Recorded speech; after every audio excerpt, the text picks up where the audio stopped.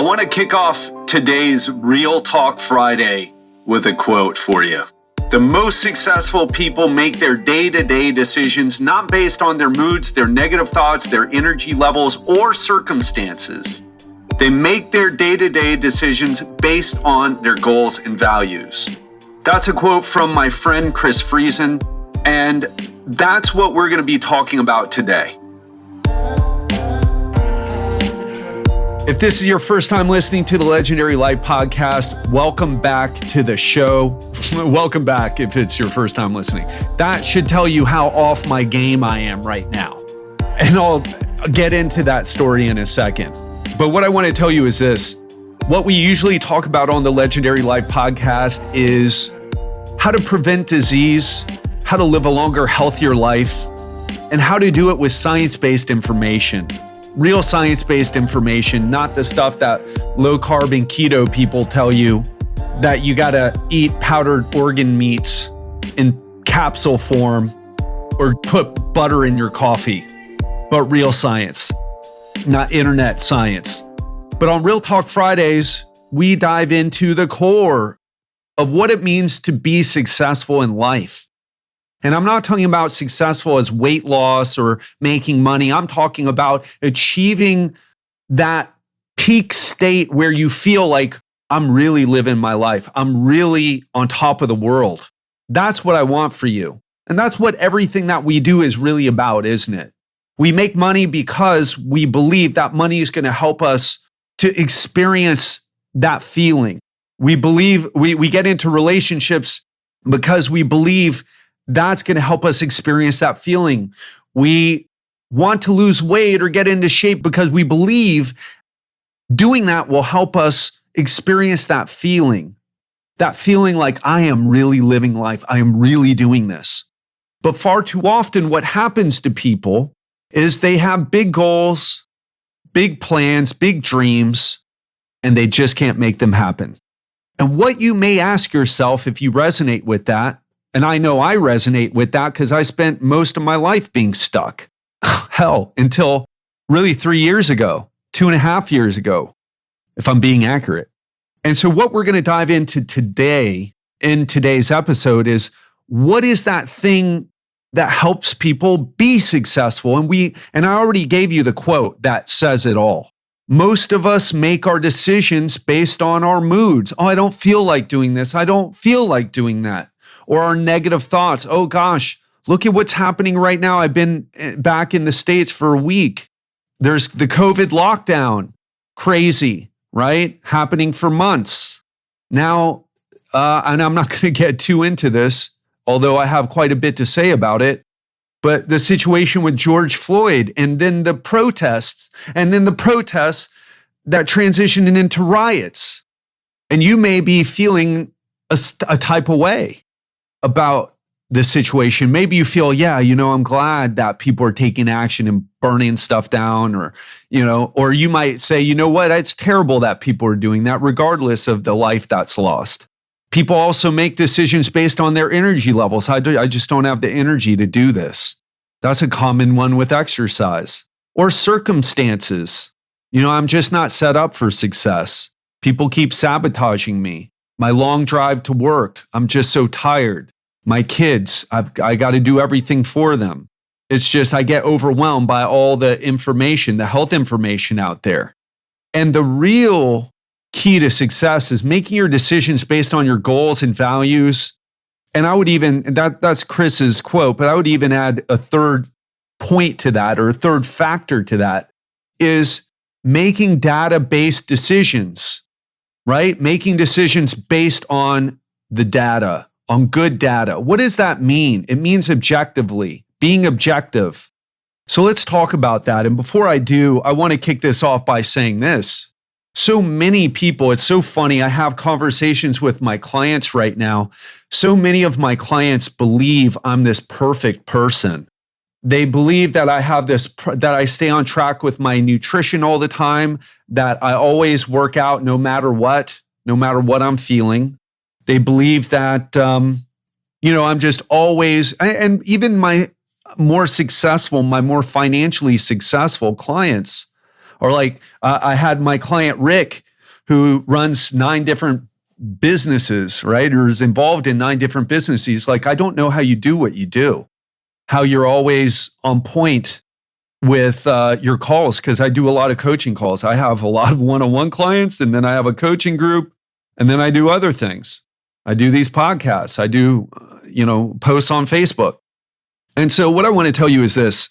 About 10 days ago, I got a call, or actually, I think I called my dad. And I talked to him, and he said, the long story short is I'm in the emergency room right now. I've got these blisters on my legs, and I can't do this. And he was unintelligible. It was hard to understand him. And I started freaking out. And what I did was, oh my gosh, because he has congestive heart failure. If you're not familiar with that, what that is a weakening of your heart to the point where your heart can't effectively pump blood through your system. There's actually a couple different variations or types of heart failure, congestive heart failure. But he has systolic heart failure, which means that the left side of his heart, the squeezing of his heart is not strong enough to pump the blood all throughout his system. Why does that happen? Well, lack of exercise, right? If you don't use it, you lose it, including that includes your heart muscle and other things. But that's a big one. Can't get around that. So I thought that was the situation because blood starts or fluid starts pooling in his legs and he gets these blisters. And I'm like, man, I'm going to lose my dad. He's going to die. I start crying. I had some emotional days. I also booked a flight. I mean, that universe, I tell you. I had been looking for a flight. I had a flight booked on June 11th, I think it was. And my business partner and I, Giselle, we look for flights and we see a flight. One seat is left on a flight for May 30th. And I got it. And I'm like, okay, I'm leaving again. And it's like the stress. My dad's in the hospital. He's got this thing. He may die. He may not be alive if I wait until June 11th. I need to go now. And I started eating because that was the only thing there was to do. I didn't have a gym, although I was exercising frequently. I'd already exercised, but I started eating. And I ate to the point where my stomach hurt. You know that feeling where you're like, oh man, not only did I eat a lot, but I'm in physical pain because of how much I ate. And I did that day after day after day. And then when I showed up to my dad's place, I arrived at Fort Lauderdale Airport, got some shit from the immigration officer there. I'm like, dude, I've been gone. I just took a humanitarian flight. Let me in the damn country. I didn't say that, of course, but that was what I was feeling. I just gave him a really nasty look and just maintained very uncomfortable eye contact with him. I mean, I was completely comfortable, but he wasn't until he hurried things up and let me through. Negative emotions running high.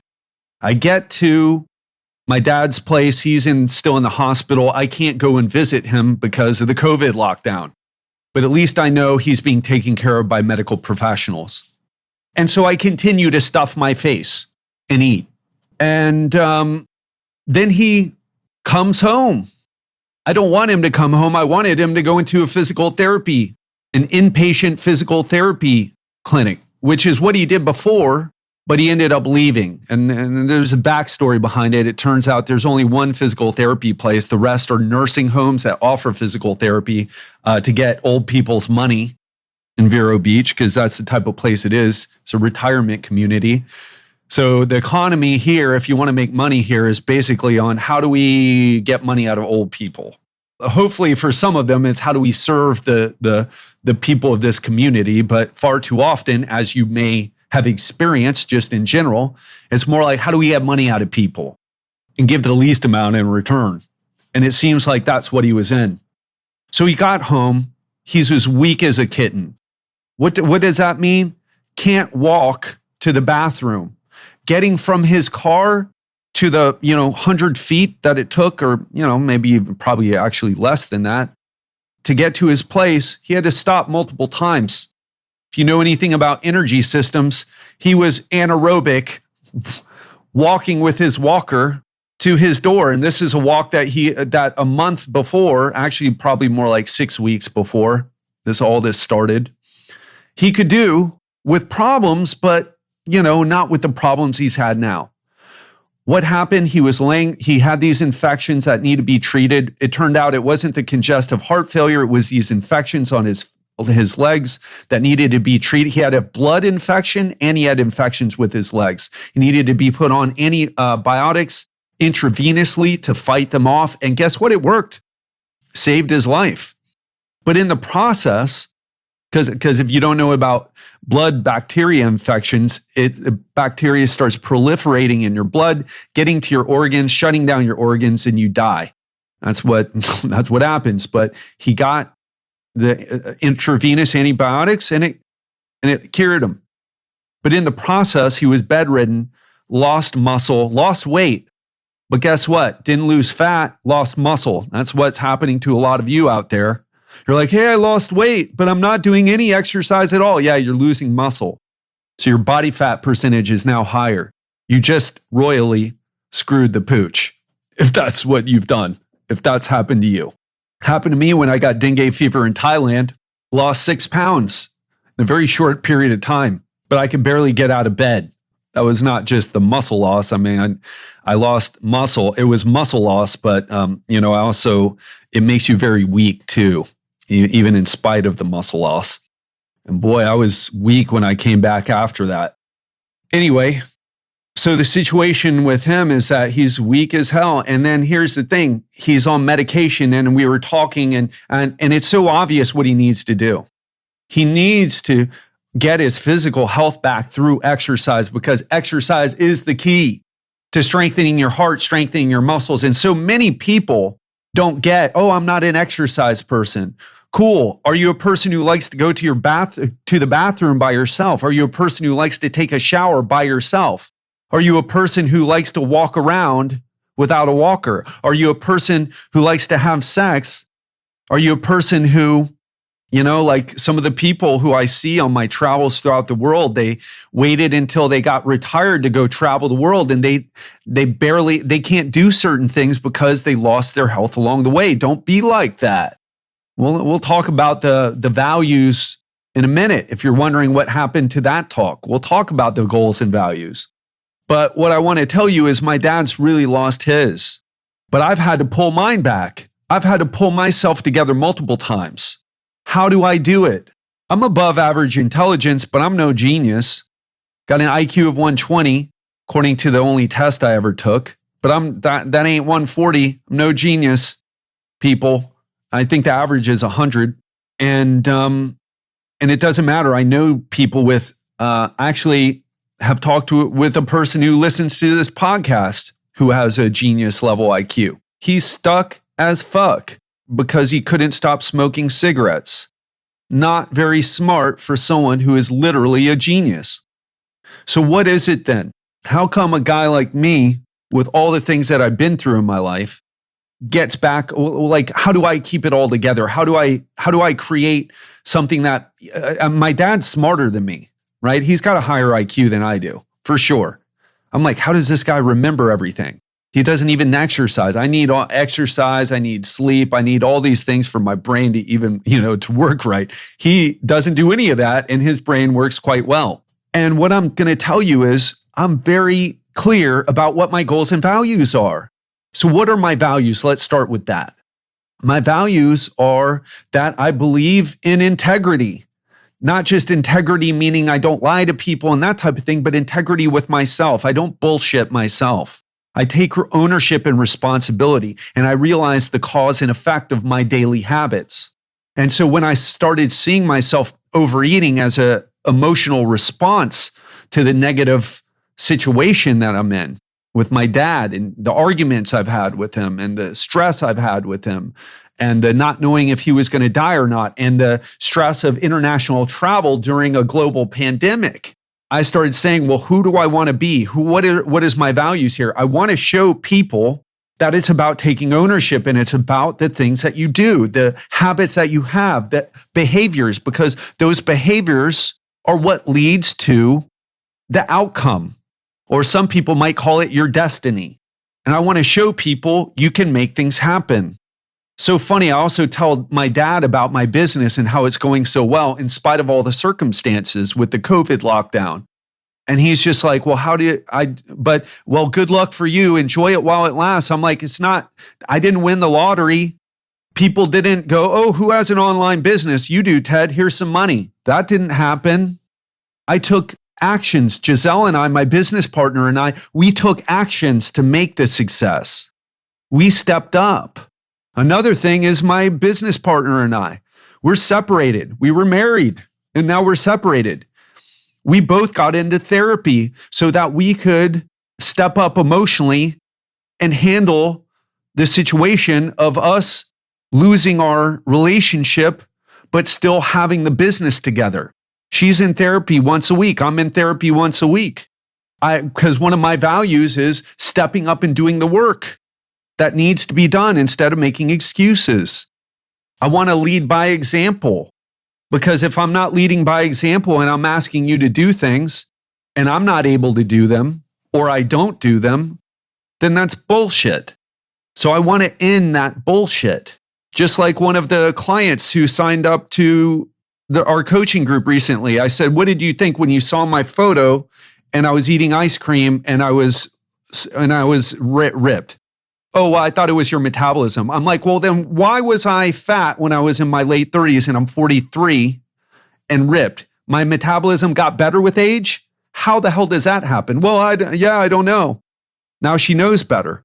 My value is to end that, to show you the truth. I value honesty. I value truth. Not just, telling the truth, but to calling out when we're making excuses. And so many of us, we make excuses. And that's what my dad, he's like, oh, I wish I was. He told me the other day, I wish I wasn't in this situation. And I was like, why wish? Why hope? Why don't you just do the work? Get into a physical therapy program. Oh, well, age sucks, Ted. You don't understand. I'm like, yeah, I'm not your age. And I know the physiological effects of aging, although I'm experiencing the physiological effects of being 43, not 76. But I'll tell you this, what I also know is that you're not even trying. You're not even doing the exercise. You're sitting around blaming your age. It's not, and here's the difference. If you go to the physical therapy and you do the 3 hours a day and you do that for weeks or even a month or 2 months, and then it doesn't work, then you can say, you know what? It didn't work. My age is the problem or whatever. But if you're not even going to do that, then you don't know. You're making stuff up. You're using your imagination. And I'll tell you something. Smart people like my dad use their intelligence to bullshit themselves. And I'm guessing if you're listening to this podcast, one of the reasons why you listen is because we have intelligent conversations. I get the best in the world here to talk about science, to talk about, health, to talk about supplements, to talk about performance. I get the best of the world. And that's why you come to this podcast. I don't fluff you with the marketers, and you appreciate that. But I'm going to also suggest to you that you may have that tendency to bullshit yourself. Use your intelligence to talk yourself into some nonsense instead of using the truth to see things as they are, to see your behaviors as and the effects of them as cause and effect, action and consequence. Because if you're not enjoying the effects or enjoying your current life, or your current health, or your current financial situation, or your current relationships, there's a cause to all of those things. And it isn't your genes. And to be honest, it isn't even your childhood or the trauma you've experienced. And it's not COVID-19. And it's not the protests. And it's not the history of the United States. It is not the circumstances. It's not the obstacles you face. It is your behavior. It is your mindset that causes you to act in a certain way, that causes the behavior, because it all starts with our thoughts or our mindset. And those thoughts are what leads to actions, the actions that we take in our life. And the actions we take in our life leads to the results that we get in our life. So simple. It's as simple, but also as hard as that. Recognizing our habits, being honest with them. I'm very honest. I'm emotional eating, and I've had to work hard to bring it in. I'm still in, I have one vein on my lower abdomen, and I'm like, if that thing starts going, then there's a problem. And it started going away. Not because I have I don't have a great metabolism, right? I have like the same metabolism as everyone else. I have different habits. And then my habits started to change, and then the results started to change. Do you see that? And so now I'm changing them back. I'm catching myself. And I had a great conversation with one of my coaching clients the other day. I was like, listen, he had a guitar in the background. I'm like, who's your favorite guitarist? And he told me, I forgot the name. It's a new one-on-one client. Shout out to you, Kevin. I don't know if you listen to the podcast or not. He found me through Facebook. And I was like, yeah, who's your favorite guitarist? And he told me. And I'm like, have you ever seen him live? He's like, yeah, I've seen him a couple times. I was like, cool. How many, do you think he's ever made a mistake while he was playing those times that you saw him live? He's like, yeah, man, of course. I was like, yeah, because being a professional doesn't mean that you never make mistakes. Only amateurs believe in perfectionism. Being professional means you know how to rebound from your mistakes fast, and you don't spend any time. What if, and I use this example, and I want you to think about who's your favorite band or hip hop artist or whatever you're into, classical music. Think about them. What if they messed up and said, oh, I'm sorry, I messed up. The concert is over.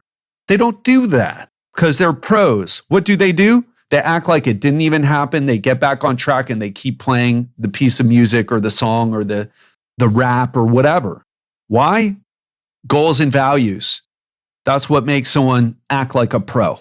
Their values are like, I'm here to deliver these people paid, and I'm going to give them the best concert ever. I don't even need to talk to them to know that. That's what professionals do. And so I want to ask you, what are your values? Do you know them? What are your goals? Do your goals match your values? Does your behavior match your values? Because I'll tell you, one of the biggest sources of pain in our lives is when we know we have the potential for something great, but we don't do it. In other words, we have goals, we have values, but we're not acting, our daily habits aren't congruent with what we believe is important in life and our goals. It's the biggest source of pain. Because if you're overweight, but you don't value health, you're just like, yeah, I'm overweight. That's great. Health is, a joke. Being healthy is a joke. But if you value health and you're overweight and you're not exercising, you look in the mirror, you're like, man, I don't feel good. I don't feel like I look good either. And it hurts. So it's really important. This is the key. And it's one thing that I've started helping my clients with because it's something I've learned like, wow, this needs to be dealt with. You've got to make decisions based on your goals and values, not your mood, not your negative thoughts, not your energy levels, not your circumstances. And I want to ask you, how often do you let your moods, thoughts, energy levels, or circumstances dictate what you do? I'll be honest, I didn't want to do this podcast today. I didn't want to record it. I'm not in the mood. I love doing these, but I'm not in the best space. I want to go work out, but I don't feel like doing that either. I want to go to my dad's, but I just want to kind of relax. But I'm doing this. Why? Because my values, I step up for this podcast. I will not be late for this podcast. I value acting in integrity with the people who we've hired. I need to not hit up Stan, who is our audio engineer, at the last minute. Actually, it's going to be a little bit last minute. Sorry, Stan. Apologize, dude. It's been a rough 10 days. But my value is I got to step up and do this no matter what. And I already actually did one episode, had to erase it because it sucked, because I wasn't in the zone with it. Because again, I'm not going to put up something that I don't feel is good art, really. If it's not good quality, I'm not going to put it up. I value your time. And I put a lot of effort into this, even though sometimes I may fall flat and I may do a job that you don't feel like, oh, well, Ted, that wasn't your best episode ever. But I always give it my best. And I strive for progress. I strive to do my best, but I certainly don't strive for perfection. And if this turned out to be a bomb, I'm feeling good about what I'm doing today. But if it turned out to be a bomb, I would put it up anyway, because it gets to the point where it just needs to get done. Values, people, values, goals, responsibilities based on our values and goals. I'm going to go work out after this. Don't want to do it. That's my mood. I'm going to do it anyway. Why? Values, goals. Need to get the fat that's been creeping on my body off. Exercise is a part of that. Exercise is going to make me feel better. And also, I get to share with you here that I don't want to freaking do it, and I'm going to do it anyway. That's how we get to the place where, and I'm struggling right now, right? I'm not enjoying life. It's like I got to figure this thing out with my dad. I'm living in a hotel room. Actually, the hotel room's nice. My business partner helped me out in that way. Giselle helped me out in that way. But it's not ideal, but it's part of the journey. And I know I'm going to be back on top as long as I push through and do my best and step up. And when I fall off, I get back on as soon as possible. And I make sure that I'm not making those decisions based on my moods, based on the negativity, based on the energy levels, based on the circumstances, based on what I've seen on TV. Based on, all those things that are going on right now with COVID, with George Floyd protests, with the rioting, with the uncertainty. That's how you get to where you want to be. And it's not easy to do. It's simple, but it's not easy to do.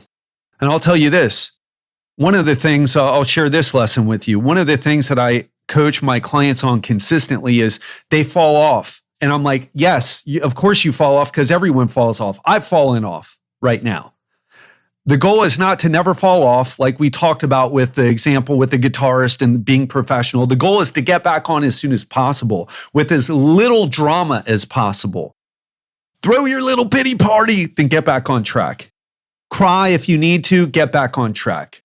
Because it's not a problem if you hang out with the negative emotions. If you're crying, if you're sad, if you're distressed, if you see what's going on in the world and you're like, oh my gosh.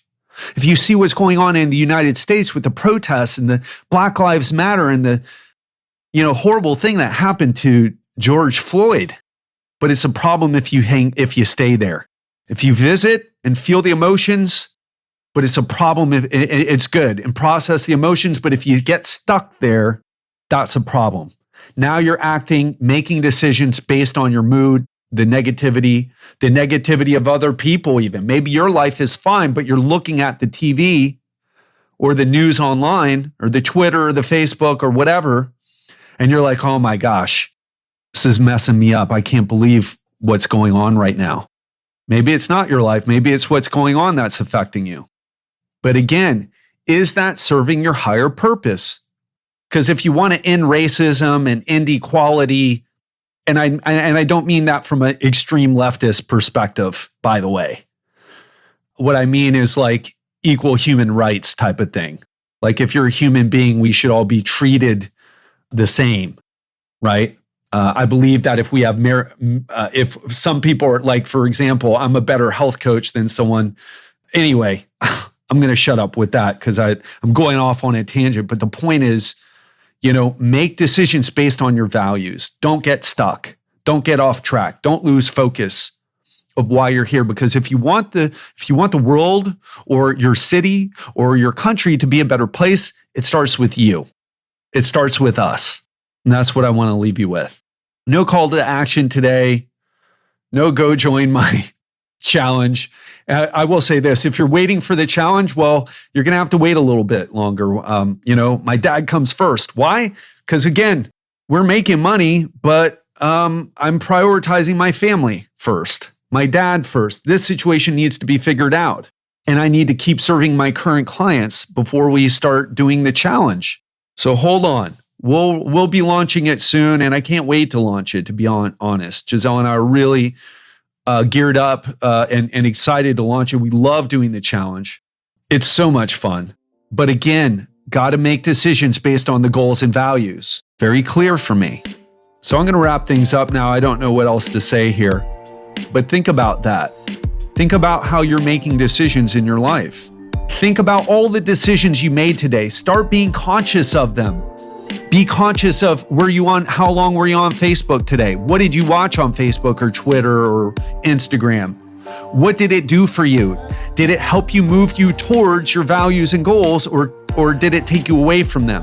What did you eat for breakfast today? What did you eat for lunch? What did you eat? What will you eat for dinner? What were your snacks today? Did that help you bring you closer to your goals and values, or did it help you take away from them? Think about all the interactions with the people you had today. Did you show up as the person that is congruent with your goals and values? Or did you let the negativity and your mood and your energy levels dictate that? Think about these things. Become aware of them. Ask yourself, is this congruent with what I believe is right for me, my goals, my values, what I truly believe is important? And when you can say yes more times than no, your experience of life is going to be very different. And that's what I want to leave you with. I love you. Have an amazing weekend, and I'll speak to you soon.